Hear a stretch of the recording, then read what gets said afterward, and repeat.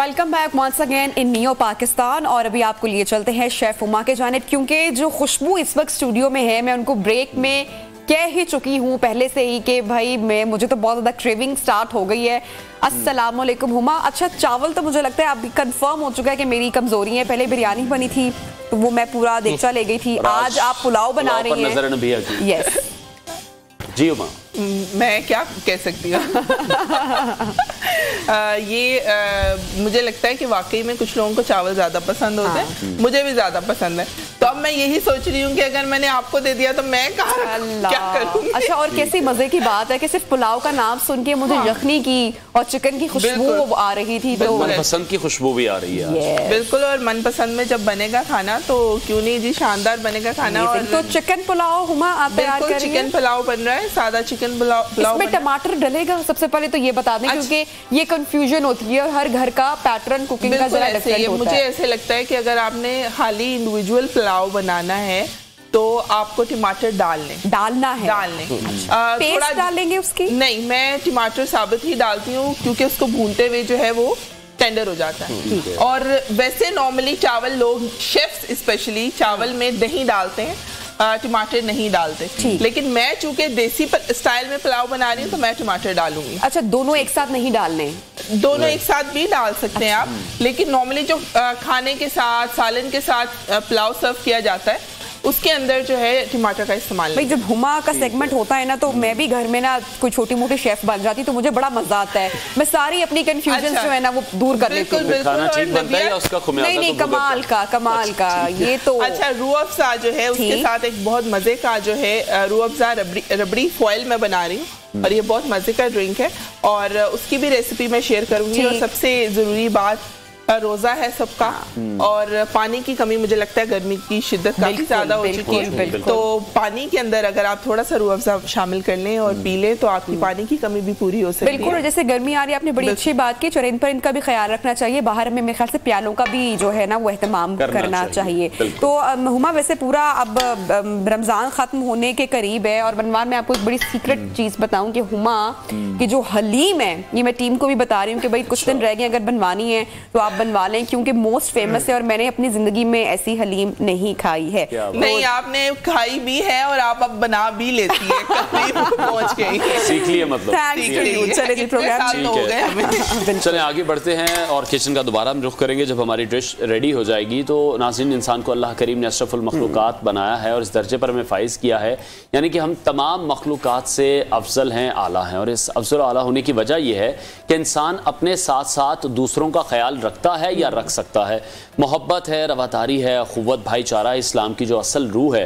तो पाकिस्तान में 2 करोड़ से ज़्यादा अफराद ऐसे हैं जो कि झुग्गियों में रिहाइश पजीर हैं, जिनके बारे में बहुत ही कम लोग सोचते हैं या बहुत कम लोगों को उनकी फ़िक्र होती है। ये वो लोग हैं जो नस्ल दर नस्ल गुर्बत की लकीर से नीचे ज़िंदगी गुजार रहे हैं। इनका कोई बिजनेस नहीं है, इनके पास कोई जॉब्स नहीं है, ना ही इन्हें अपने हुकूक का पता है, और जो इनके बच्चे हैं वो भी तालीम और तरबियत से महरूम। बिल्कुल मार, आप सही कह रहे हैं। और अब इन झुग्गी नशीनों के लिए तालीमी इनकलाब का आगाज हो चुका है। झुग्गी नशीन कम्युनिटी की तालीम और तरबियत के लिए मुनफरिद और सबसे बड़ी तालीमी तहरीक झुग्गी तालीमी प्रोजेक्ट कराची, लाहौर, फैसलाबाद, इस्लामाबाद समेत 24 बड़े शहरों में झुग्गी मॉडल स्कूल्स और झुग्गी वोकेशनल सेंटर्स के जरिए बाइज्जत रोजगार, बावकार शहरी और कौमी धारे में शमूलियत के लिए कोशिश है। इसी बारे में बात करेंगे। आई थिंक ये बड़ा इंपॉर्टेंट अंदार प्रोजेक्ट है जिसका आगाज हो चुका है। इस पर बात करने के लिए ये सोशल एक्टिविस्ट मुबशर हुसैन चांद हमारे साथ इन कॉन्वर्सेशन है। मुबशर साहब, थैंक यू सो मच, आपने ज्वाइन किया इन प्रोग्राम। जैसे कि मैंने कहा कि ये बहुत ही अहम प्रोजेक्ट है। झुग्गी नशीन पाकिस्तान का ऑब्वियसली अहम तरीन हिस्सा है, लेकिन अवेयरनेस, एजुकेशन का फुकदान है। ये प्रोजेक्ट किस तरह से कामयाब होगा? बिस्मिल्लाहिर्रहमानिर्रहीम, शुक्रिया। ये जब हमने मैं वैसे बुनियादी तौर पर एक टीचर था, पढ़ाने के लिए मैं एक इदारे में गुलबर्ग आता था। तो मेरे घर से गुलबर्ग पहुंचने तक दरमियान में 3 खानाबदोशों की आबादियां आती थीं। तो मेरे जहन में ये आता था कि अगर मैं गुलबर्ग ना जाऊं पढ़ाने के लिए, उनको बार बार देखते आते जाते कि मैं गुलबर्ग पढ़ाने के लिए ना जाऊं तो मेरी जगह बीसियों लोग आ जाएंगे, तो क्यों ना मैं झोंपड़ी वालों से तालीम का आगाज़ करूं। बहुत खूब। तो चुनाचे 2014 में ईद उल फितर के दिन हम ईद की नमाज से फारिग हुए तो हमें मतलब अपने दो तीन दोस्तों ने मिलके हमने सोचा कि चलना चाहिए इनके पास। तो मैं अपने दोस्तों को लेके झुग्गियों में आ गए, झोंपड़ियों में, तो उनसे कहा कि हम आपसे ईद मिलने आए। वो इस बात का यकीन नहीं कर रहे थे कि लोग अपनी खुशियों में मगन हैं, लोग आ रहे हैं जा रहे हैं, आप झोंपड़ियों में हमसे ईद मिलने आए। खैर उनसे बातचीत हुई तो इस बात मैंने उनसे पूछा कि क्या आप चाहते हैं कि आपके बच्चों को हम तालीम दें और उनको बावकार शहरी बनाएं, बाइज्जत रोजगार उनको मिले। तो वो कहने लगे कि हम अपने बच्चों को पढ़ा नहीं सकते, हम तो रोजी रोटी बड़ी मुश्किल से पूरी करते हैं, तो हमारे बच्चे सुबह भीख मांगने के लिए जाते हैं, वे शाम को आते हैं, वही हमारा खाने पीने का जरिया है ये बच्चे, ये भी हम आपको दे देंगे तो खाएंगे कहाँ से। तो खैर मैंने उनसे कहा कि आपके बच्चों के पास जो टाइम फ्री हो वो दे दें हमें। तो फिर खैर वो उन्होंने 2 घंटे हमें कहा कि ये 10 से 12 बजे तक हमारे बच्चे फ्री हो जाते हैं तो आप आ जाए। तो हम फिर अगले दिन हमने खैमा खरीदा और खैमा वहीं झोंपड़ियों के अंदर लगाकर white board, desk, copies, pencil वगैरह हर चीज़ उनको दी, कायदे सपारे भी दिए ताकि उनकी पढ़ाई का आगाज हो। तो अल्हम्दुलिल्लाह जो बच्चों से पहले दिन बैठकर मैंने तारुफ किया था तो बच्चों की अजीब सोच थी और बच्चे यानी बुरे और अच्छे की तमीज़ नहीं कर पाते थे। बच्चे यानी बता रहे थे जी हम भंग पीते हैं, हम अफ्यून, इस तरह के नशा वगैरह भी बता रहे थे, छोटे छोटे बच्चे। तो हमें बड़ी फिक्र हुई कि हम इनका शऊर बेदार करें कि नेकी और बुराई का जो है एक तमीज़ हो जाए, फ़र्क आ जाए इनको, और फिर इनका शऊर ये बेदार करें कि जिस ज़िंदगी से, म्यारे ज़िंदगी से आपने समझौता किया वो इंसानियत का मनसब और मकाम नहीं है।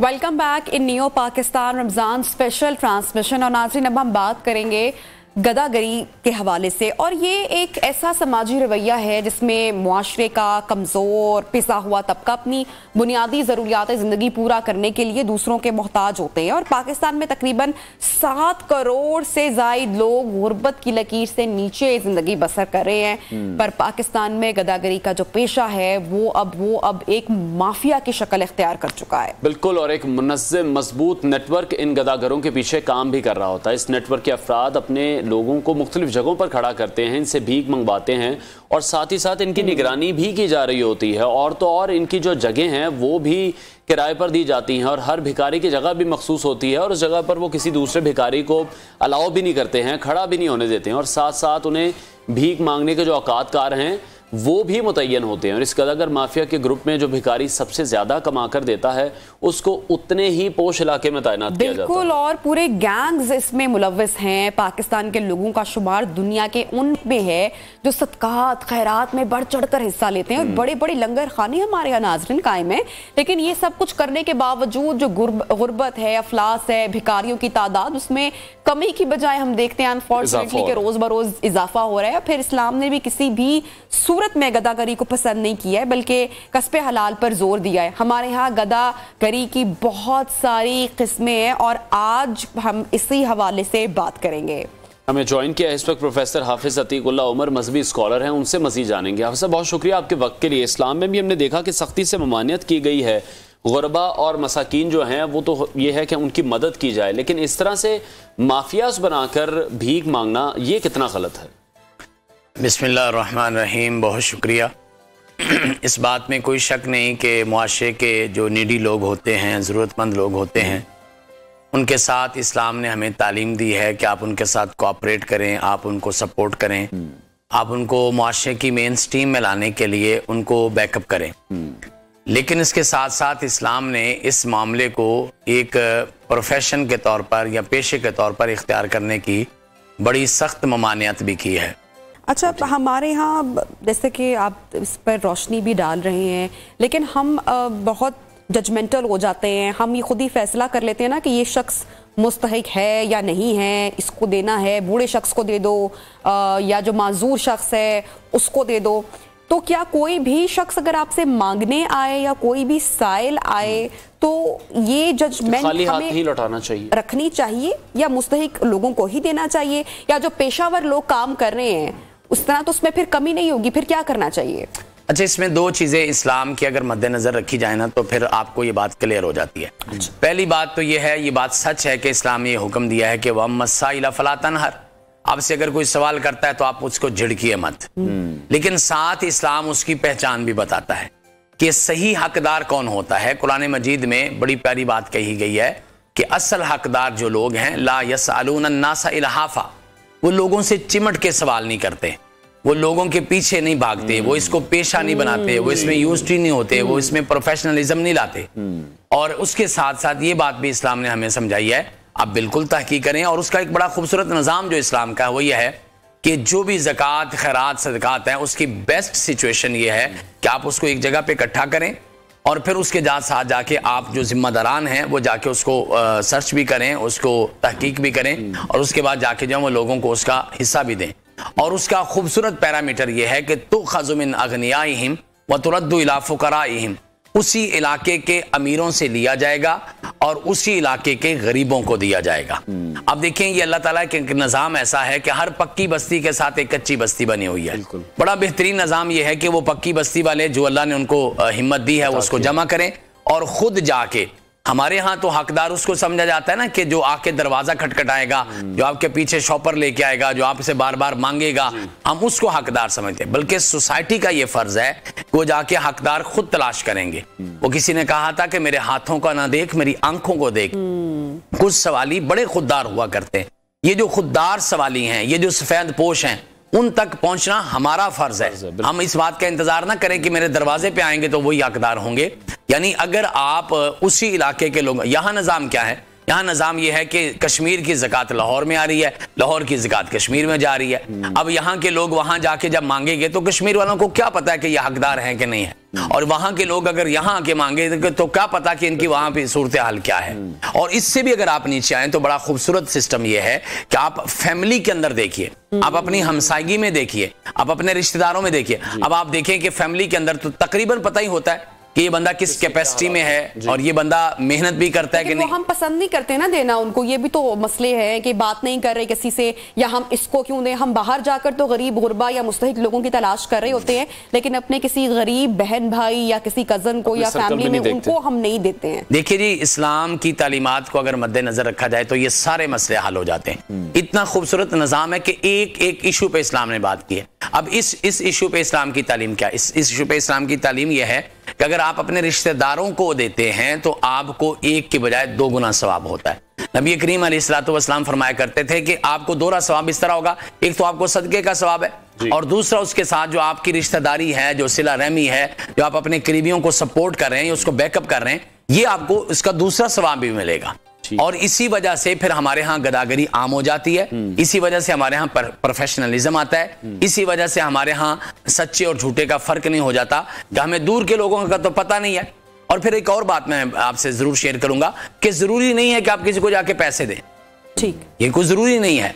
आप उसकी कोई भी इमदाद कर सकते हैं। आप देखते हैं कि उसके बच्चे पढ़ रहे हैं, उनके पास फीस का इशू बन रहा है, आप उनको फीस लेके दे सकते हैं। अगर ईद का कोई मौका है या शादी का मौका है, आप देख रहे हैं उनके पास फलां चीज की कमी है, आप उनको कोई चीज लेके दे सकते हैं। गर्मियों का मौसम है, आप महसूस करते हैं उनके पास कोई ऐसी चीज नहीं है जिससे वो गर्मियां अच्छी गुजार सकें, महीने का राशन है, बच्चों को पैसे देने के हवाले से, ठीक है। यानी उसका तरीका जो है वो एक बड़ा अच्छा इख्तियार किया जा सकता है। ये बात दुरुस्त है कि आप किसी की सेल्फ रिस्पेक्ट को जो वायलेट नहीं करते, आप उसकी इज्जत नफ्स का ख्याल करते हैं। और यहाँ ये बात मैं भी आपसे शेयर करना चाहूंगा, हमारे यहाँ जो रवाज पड़ गया ना कि हम किसी को आटे का थैला देके भी तस्वीरें बनवा के तो पूरे पाकिस्तान में उसको जलील करते, ये भी इस्लाम के खिलाफ है। इस्लाम तो कहता है अगर आप किसी को हिस्सा हक दे रहे हैं तो ये आप उस पर एहसान नहीं कर रहे, बल्कि कुरान पाक की खूबसूरत आयत सुनिए कि वफी अमवालिहिम हक़्क़ुम मालूम लिस्साइली वल महरूम, कि ये जो साइल होते हैं, ये जो महरूम होते हैं, ये जो हकदार होते हैं, आपके मालों में इनका हक मौजूद है। आप तो सिर्फ एक पोस्टमैन का किरदार अदा कर रहे हैं, माल के कायनात ने आपको दे दिया, आपने आगे पहुंचाना है। इस एतबार से आप ये चीज ना करें कि आप उसकी सेल्फ रेस्पेक्ट को वायलेट कर दें और उसकी इज्जत नफ्स पे हमला करें। एक अच्छा और सोबर रवैया। ठीक है, ब्रेक लेते हैं, ब्रेक के बाद दोबारा ज्वाइन करेंगे। प्रोफेसर हाफिज अतीकुल्लाह उमर हमारे साथ इन कॉन्वर्सेशन होंगे, ब्रेक के बाद आपको ज्वाइन करते हैं।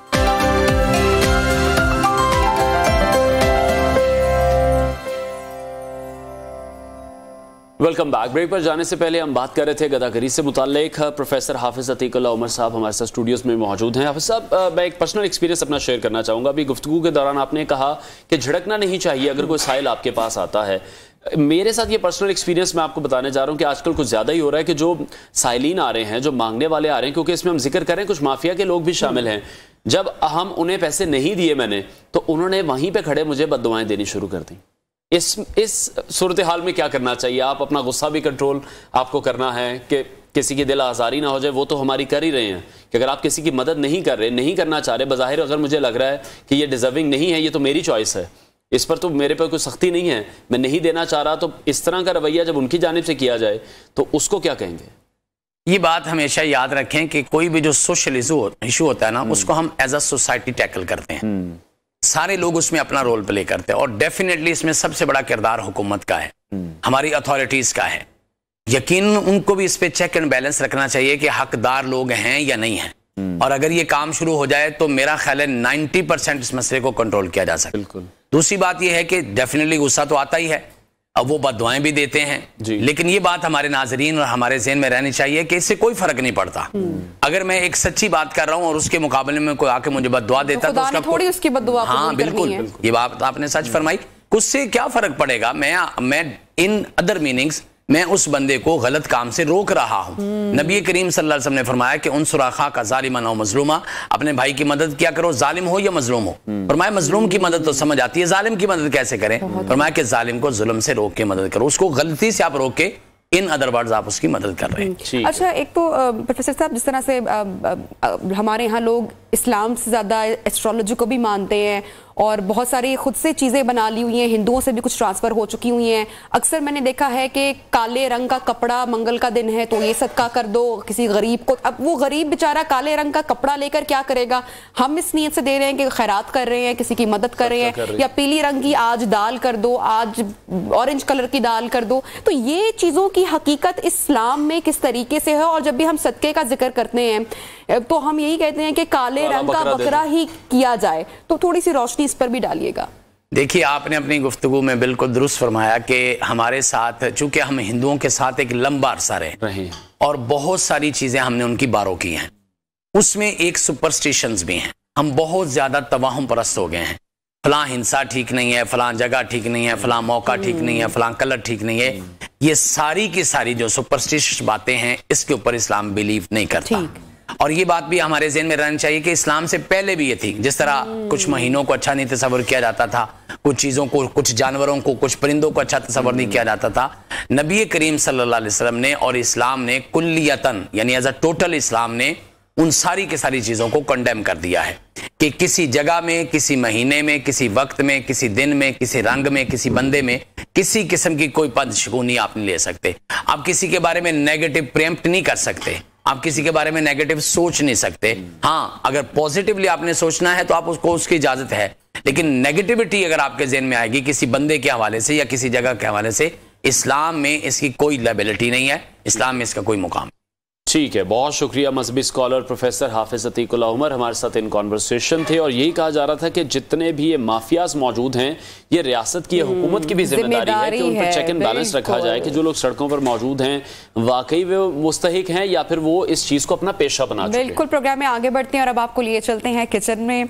उमा ने लगता है पुलाव दम पर लगा दिया मुकम्मल है। जी बिल्कुल, पुलाव रेडी हो चुका है। और नबिया, अभी स्टार्ट में जिस तरह आप कह रही थी कि बड़ी मज़े की खुशबू आ रही है, तो मैं ये बताती चलूँ कि मनपसंद में चूँकि बनाया है आज मैंने पुलाव, और पुलाव चूँकि मनपसंद में बना है तो मनपसंद के बारे में ये बता दूं मैं कि मैंने सोचा कि इतना स्पेशल पैकिंग में आया है मनपसंद, इस रमज़ान तो क्यों ना कुछ स्पेशल हो जाए। तो मैंने पुलाव, जिसको मेरे ख्याल से हमने एक थोड़ी हमारी कदीम किस्म की ट्रेडिशनल डिश है, तो मैंने आज उसको बनाया। बिरयानी के बाद पुलाव को शर्फ हासिल है। बिल्कुल।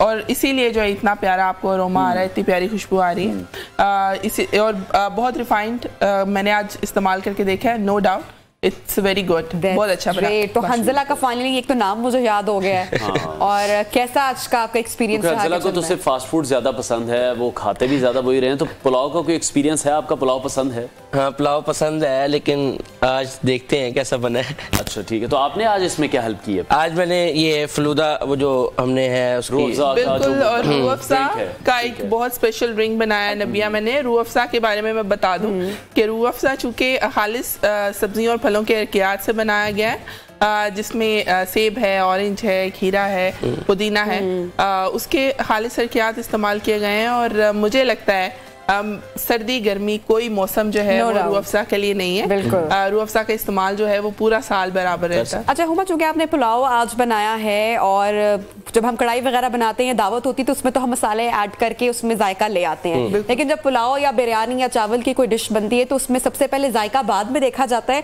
पहले उसकी शक्ल देखी जाती है कि चावल नरम है या किस तरह के हैं। तो चावल का जो चुनाव है वो बड़ा यहाँ पे इम्पोर्टेंट है। तो मैं चाहूंगी कि कुछ खवातीन को जिन्होंने नया किचन में जाना सीखा है या जा रही हैं, आप उनको भी थोड़ा सा टिप करें। सबसे मैं भी, आपने बड़ा अच्छा पॉइंट बताया है। हमारे यहाँ ये खूबसूरती का जो कॉन्सेप्ट खाने में है ना, पहले आपकी आंखें खाती है तो हम कहेंगे इतना इतना लंबा चावल होना चाहिए। हम ले तो आते हैं बहुत महंगा चावल, लेकिन ला के पकाते हैं तो वो बिल्कुल फिर पता चलता है जुड़ गया होता है या वो बिल्कुल टूट चुका होता है। और मोस्टली मैं देखती हूँ जब खवातीन नया बनाना शुरू करती हैं खाना तो चावल टूट बहुत जाता है। तो उसके लिए मैं एक छोटी सी टिप जो कि मैंने गौर किया है कि गलती आमतौर पे बच्चियां कर देती हैं जो नया खाना बनाना स्टार्ट करती हैं, जब आप चावल भिगोएं तो आपने उसको बिल्कुल छोटे बच्चे की तरह जो है ना वॉश करना है, बहुत नरम हाथ से।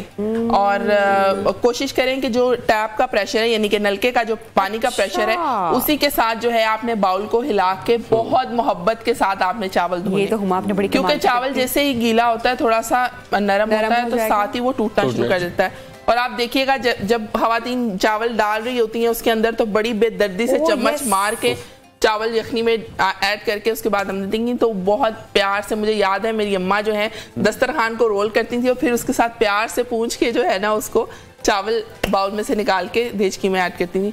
तो चावल पकने से पहले आप जितना उसको ख्याल करेंगे भिगोने के दौरान, चम्मच भी नहीं उसमें चम्मच बिल्कुल नहीं लगाना आपने बिला वजह, और हिला के जो है मोहब्बत से। और ये जो चिकन के क्यूब्स या चिकन स्टॉक डाले जाते हैं, पहले जमाने में लोग क्या करते थे? ये आज इतने इम्पोर्टेंट अब मुझे ये नहीं समझ आती कि अब बनाया भी चिकन है और फिर भी आपको फ्लेवर इनहांस करने के लिए एक एक्स्ट्रा चीज की जरूरत पड़ रही है, तो उसकी कोई जरूरत नहीं है। आप यखनी बना लें। और अगर आपने भून के भी बना रही है मेहनत से बचने के लिए, फिर मेहनत से बचने की, चलिए जबरदस्त। हुमा ये पूरा देखचा जो है आप पैक कर दीजिएगा, मैं ले जाऊंगी। Thank you so much Hanzala, आपका भी, हुमा आपका भी, इतनी अच्छी रेसिपी आपने आज शेयर की। तो नाज़रीन प्रोग्राम का वक्त हो रहा है खत्म, अपना बहुत सारा ख्याल रखिए, कल आपसे मुलाकात करेंगे। अल्लाह हाफिज।